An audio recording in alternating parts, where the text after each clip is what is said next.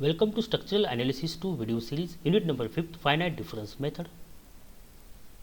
Lecture outline: Numerical on simply supported beam. The numerical statement as follows: using finite difference method, determine the deflection under the concentrated point load P acting at the center of a simply supported beam of a span L, taking EI is equal to constant. Use 5 nodes. Now here simply supported beam is given. At end there is a hinge support and the span of a beam is L and the point load P is acting at the mid span. Now in the solution, first we have to divide the given element into the 4 equal part. So H is equal to L by 4. Let assign the nodal point 0 at right support, then the next nodal point 1, then next nodal point 2, which is at the mid span of a member where the point load P is acting, then the nodal point 3 and the nodal point 4, which is assigned at the left support.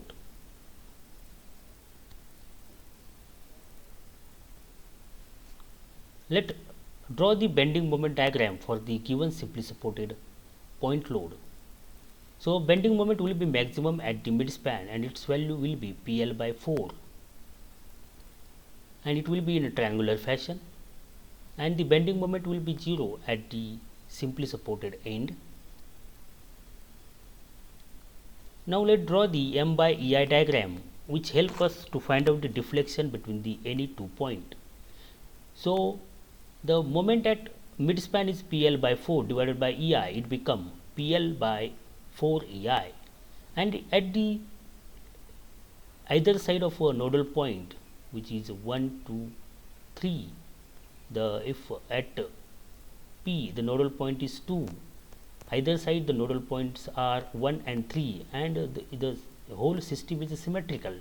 So whatever the moment at 1 and 3, so whatever the moment at 1, the same moment will be at nodal point 3. So it will be half of the moment which is at mid span. So moment at mid span is PL by 4. So it will be half at the nodal point 1 and 3, that means PL divided by 8 EI, and for nodal point 3 PL divided by 8 EI. Again at the end the moment is 0 due to the simply supported end. So this is our M by EI diagram. Next step, apply the initial boundary condition. Now the given figure is of a simply supported beam. O is supported over the hinge and 4 is supported over the hinge, and it is act as a simply supported. So at simply supported point, the nodal whatever the deflection y0 is equal to y4 and is equal to 0. So deflection at the simply supported end is 0, and deflection at 1 and 3, due to the symmetry it is same, so y1 is equal to y3. Then we are going toward the finite difference equation. That equation we have to apply at each nodal point. So we know the equation yn minus 1 minus 2 yn plus yn plus 1 is equal to h square mn divided by ein. M and I are nothing but the moment and moment of inertia at respective nodal point or nodal point under the consideration. Let apply the central finite difference equation to each node. Consider node 1, that means n is equal to 1. Now this is a finite difference equation. At instead of n we have to put 1. So let put the value of n. So we have y1 minus 1 become y0 minus 2y1 plus y1 plus 1 become y2 is equal to h square m1 divided by ei1. m1 and I1 are the moment and moment of inertia at nodal point 1. But y0 is a deflection at simply supported end and it becomes 0. So we have minus 2y1 plus y2 is equal to h square m1 divided by ei1. H means L by 4. So putting the value L by 4 bracket square into, now we know the moment is PL by 8. So divided by EI become PL by 8 EI. So this is equation 1 that we having after applying central finite difference equation at nodal point 1. Now let consider node 2, that means n is equal to 2. Apply the central finite difference equation. Yn minus 1 minus 2 yn plus 1 is equal to h square mn divided by ein. Now instead of n, let put here nodal point value, that is 2. So we have y2 minus 1 become y1 minus 2 y2 plus y2 plus 1 become y3 is equal to h square m2 divided by ei2. Now h is a distance between the two nodes and that distance is L by 4 bracket square into moment is PL by 4 divided by EI.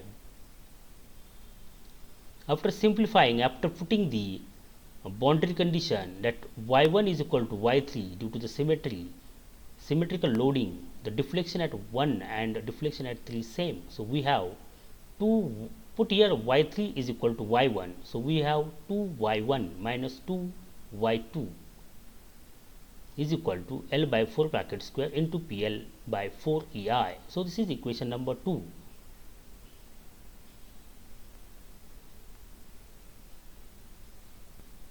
Let consider node 3. So node 3 means n is equal to 3. This is node 3, not 2. So apply the central finite difference equation. Equation is yn minus 1 minus 2 yn plus yn plus 1 is equal to h square mn divided by ein. Now instead of n, let put 3. So y3 minus 1 become y2 minus 2y3 plus y3 plus 1 become y4 is equal to h square m3 divided by ei3. Put now y4 is equal to 0. Due to the simply supported end, the deflection will be a 0. So we have, after putting y3 as a 0, we have y2 minus 2y3 is equal to L by 4 bracket square into PL by 8 EI. So this is equation number 3. This PL by 8 is nothing but the moment at the nodal point 3 and H is nothing but the spacing between the each node and that is constant L by 4. So by applying the central finite difference equation at each nodal point, we having a 3 equation. Let consider equation 1 and 2. So equation 1 is minus 2y1 plus y2 is equal to h square m1 divided by ei1 is equal to L by 4 bracket square into PL by 8 EI. So this is equation after applying the finite difference, central finite difference equation at the nodal point 1, and after applying the finite difference equation at the nodal point 2, we having this equation 2y2 minus 2y2 2y1 minus 2y2 is equal to L by 4 bracket square into PL by 4 EI. So this is equation number 2. So by solving these equation 1 and 2, as we know these boundary conditions, so by putting this boundary condition, we have just simplifying this equation, and after solving these two equation, we having a y2 is equal to minus 0.0234 PL raised to 3 divided by EI, and y1 is equal to y3 is equal to minus 0.0156 PL raised to 3 divided by EI. So these are the deflection at the nodal point 2 and nodal point 1 and 3. So from these deflection value, we can say that one can say that the deflection at the nodal point 2, which is at the just below the support or at the midspan where the deflection occur maximum, and it reduces toward the support at the either side, the deflection is 0.0156 PL raised to 3 divided by EI. So that means deflection is maximum below the point load or at the midspan.